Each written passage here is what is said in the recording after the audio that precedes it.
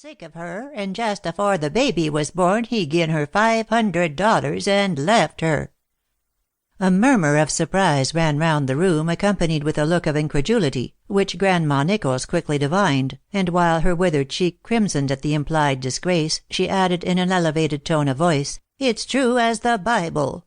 Old Father Blanchard's son that used to preach here married them, and Helene brought us a letter from him saying it was true. Here 'tis. Read it yourselves, if you don't believe me." And she drew from a side drawer a letter on the back of which the villagers recognized the well-remembered handwriting of their former pastor. This proof of Helena's innocence was hardly relished by the clever gossips of Oakland, for the young girl, though kind-hearted and gentle, was far too beautiful to be a general favorite. Mothers saw in her a rival for their daughters, while the daughters looked enviously upon her clear white brow and shining chestnut hair, which fell in wavy curls about her neck and shoulders. 2 years before our story opens she had left her mountain home to try the mysteries of millinery in the city, where a distant relative of her mother was living. Here her uncommon beauty attracted much attention, drawing ere long to her side a wealthy young Southerner, who, just freed from the restraints of college life, found it vastly agreeable making love to the fair Helena.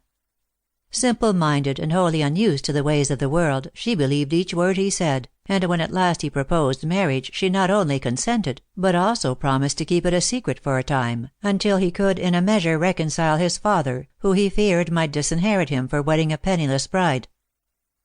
"Wait, darling, until he knows you," said he, "and then he will gladly welcome you as his daughter." Accordingly, one dark wintry night, when neither moon nor stars were visible, Helena stole softly from her quiet room at Mrs. Warren's, and in less than an hour was the lawful bride of Harry Rivers, the wife of the clergyman alone witnessing the ceremony. "I wish I could take you home at once," said young Rivers, who was less a rascal than a coward.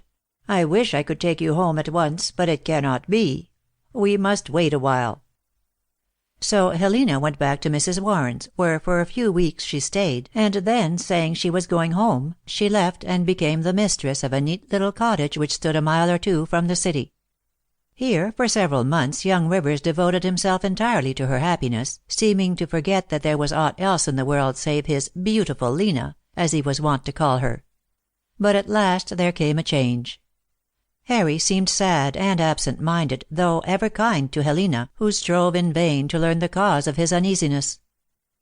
One morning, when later than usual she awoke, she missed him from her side, and on the table near her lay a letter containing the following: "Forgive me, darling, that I leave you so abruptly.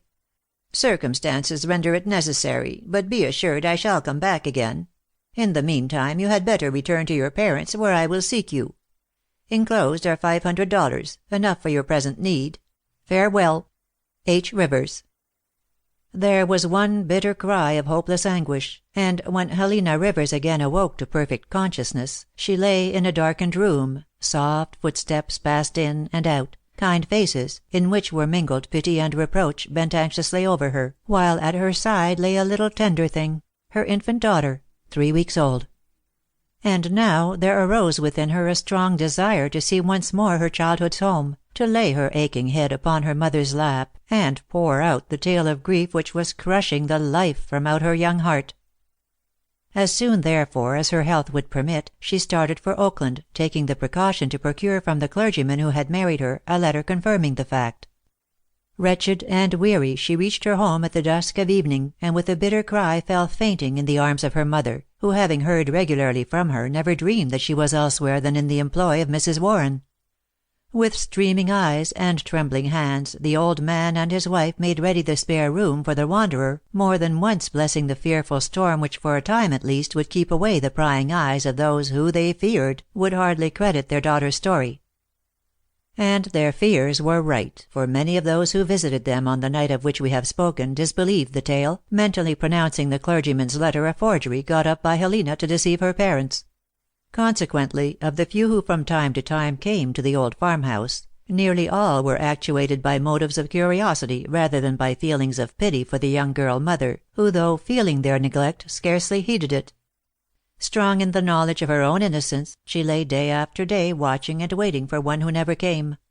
But at last, as days glided into weeks and weeks into months, hope died away, and turning wearily